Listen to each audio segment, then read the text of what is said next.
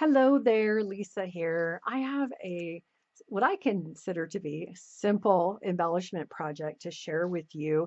I was gifted a new sewing machine for my birthday. I know, lucky, lucky girl. My husband he's quite the guy, lucky girl. So as I was playing with the different stitching and things on it, I was playing with the tension and folding up pieces of paper because isn't that what we all do with the sewing machine is sew on paper? And I kind of just came up with a new pocket idea. And so I worked on this morning and thought, okay, this is really cool. I want to share this. And maybe this is new, maybe it's not. I don't know. It's just kind of where I ended up today. So I have these little pockets and perfect for just putting in little bits and pieces of ephemera. I know that we all collect digital kits and we print them all out and then we always have leftovers. So this little pocket is a great way to tuck in all of those leftovers, especially if you don't own the Tim Holtz slot pocket die and maybe you don't have a die cutting machine. So this would be a great way to make just some little pockets. These I stitched on, obviously, using my new sewing machine. And this one, if you don't own a sewing machine or maybe don't have one that can do all the decorative stitches, you can just maybe do some stamping on them. That'd be really cute too. And maybe you have a whole container full of, little lace bits that you could decorate them up with, or some trims or whatever. I've got a little basket sitting next to me here. So that would be a really fun way to decorate them as well. So let me show you how I did this. It's really easy. And again, like my last video, I'm using hand dyed 8.5 by 11-inch paper. We all seem to have that in our journal making. We end up with mounds and mounds of it, right? So 8.5 by 11. When I made the actual first pocket I did, I split this right in half and it was just a little too wide. So I'm going to go with 3 3/4. You can make this as wide as you want, whatever you like the look of. It's your pocket. And since I'm cutting it at 3 3/4, I'm going to get 2 of them out of a sheet of paper, which is a bonus. Anytime you can get more than one of something, that's awesome. And before we start making score marks, I'm going to grab my ruler and a pencil, and I'm going to draw a couple of lines on here. This is going to help me open up the bottom of the pocket after we fold it, and I will explain to you that step when we get there. So I'm just laying my ruler on the 1/4 inch mark on the ruler. So if you're not familiar with a gridded ruler, the Tim Holtz ruler in particular, the ruler is 1.5 inches wide.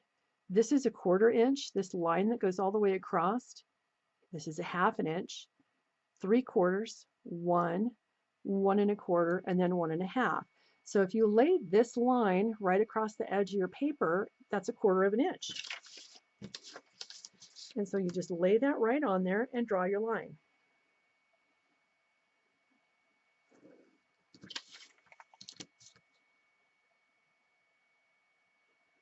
So we're going to use our scoreboard next. And again, I should mention that I'm using 24-pound weight paper. I think it's a little more durable than the really inexpensive 20-pound paper. And back to school time is a great time to stock up on paper. Our local stores are already starting to put all that stuff out on display. So my pencil lines are going to be the back. So I'm going to flip this over and put it on the back. So I will repeat these numbers a few times for you so that you can write them down. We're going to score at 1.5, 2.5, 4.5, 5.5, 7.5, and 8.5. I'm going to repeat that if you want to write this down. 1.5, 2.5, 4.5, 5.5, 7.5, and 8.5. And I'm just going to go ahead and score that second piece that I've got right here as well. 1.5, 2.5, 4.5, 5.5, 7.5, and 8.5. And I'm going to double score it. Again, working with copy paper, I want to really make sure that I get nice crisp folds. That's it. That's all we're doing. One end of this is wider than the other end. So the end that we had over here on the left, and we started at 1.5, this distance is 1.5 inches. This distance is 2.5. This wider part is going to be the top of the pocket. Where'd my pocket go? Oh, it's right here. It's going to be this part right here. This is that 2.5 inch section. That's the top of the pocket. So we want to make sure that that's up at the top here. And all we're going to do is accordion fold. So fold away from you, give it a quick burnish, fold on that next score line and just fold it back. You can fold this any old way you want. I found that this was easiest in keeping everything where it's supposed to be. So as I'm folding, I want to make sure that everything stays nice and straight along the sides here. And one more. That is the pocket right there. That's it. Isn't that easy? All we did was accordion fold a piece of paper. So I'm going to do the other one too. And I'm just folding back and forth. That's all I'm doing, right on those score lines. Making sure that when I fold, my edges are nice and even. You do not have to have a sewing machine to finish this off. I'm going to show you how you can do this without a sewing machine and how you can finish that. So there it is. You can leave this just like this and do the following steps without cutting open the bottom of the pockets.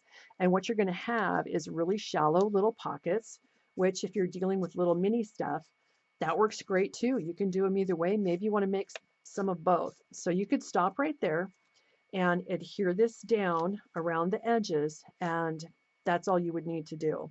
We're going to go one step further and open this up so we've got a little bit deeper pockets. On the back, I'm going to turn it over, and you see these folds right here? We're going to mark those folds. Just grab your pencil and just put a little X right next to that little fold.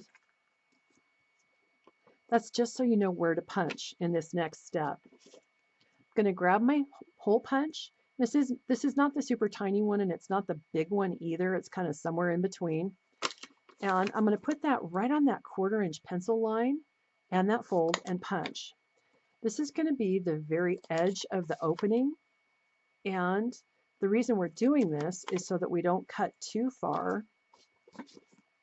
And when you're putting stuff in and out of the pocket, it kind of helps it not to rip. Then I'm going to take my ruler and a craft knife, and I'm just going to open it up between those two.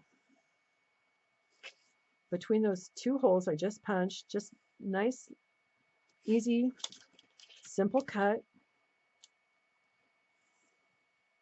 And all I've done is open up the bottom of the pocket.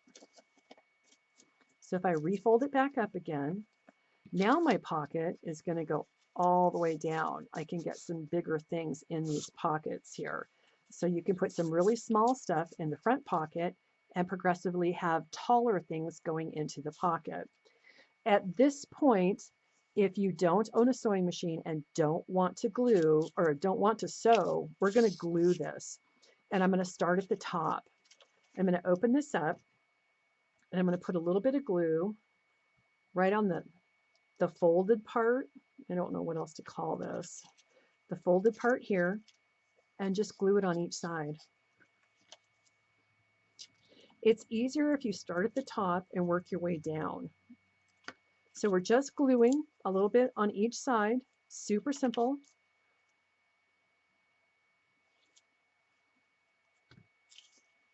There we go. You could use tape adhesive for this if you wanted to. I'm a little bit lazy around the edges, and glue is just super quick. I'm going to turn it over, and I'm going to adhere these down as well. So just a little bit of glue right on the sides, right in that 1/4 inch space that we drew. You don't need a ton here, just enough to make it stick. You could probably even use a glue stick for this if you wanted to. So the one thing you don't want to do is cover up the areas that we've opened up with glue. We don't want to have any adhesive right in here.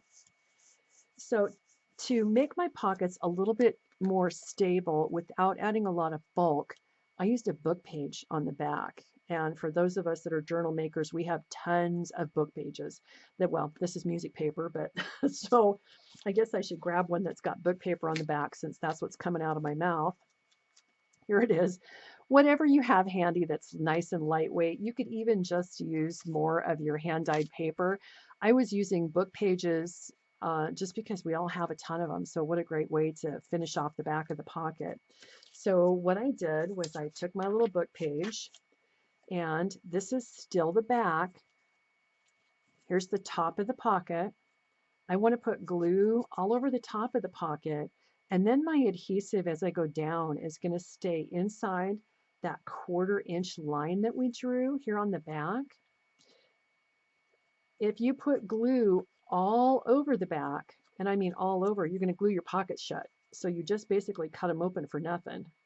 So just in a U around the edges below the open pocket, and then I set it down in the corner, so I only have to trim off 2 sides.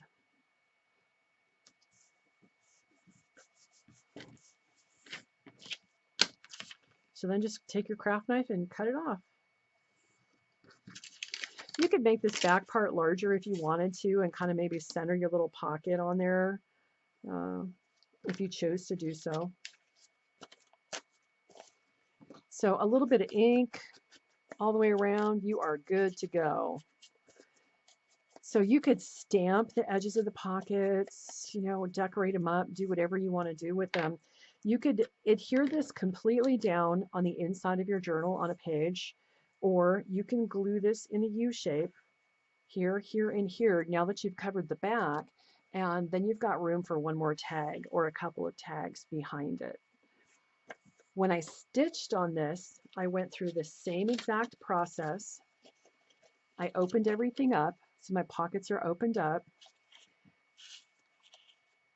and I stitched along here, stitched along here, and I stitched along here. So all I did was I grabbed that fold and folded everything out of my way and stitched along this edge. I took the next one, folded everything out of my way, stitched along the edge, and then I grabbed the last one and stitched along the edge while everything was folded out of my way. So here it is. I took my, in this case, music paper,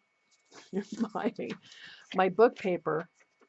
Once I had those 3 pieces done, I stuck it down and then I stitched all the way around all of the edges. And finishing off the back, it's really nice because now you can put all of these different things in here and they're not going to fall out of the book because you've basically made a secure pocket down there on the inside. They can't go anywhere, which I thought was really cool. It was just kind of an after effect of kind of playing with this.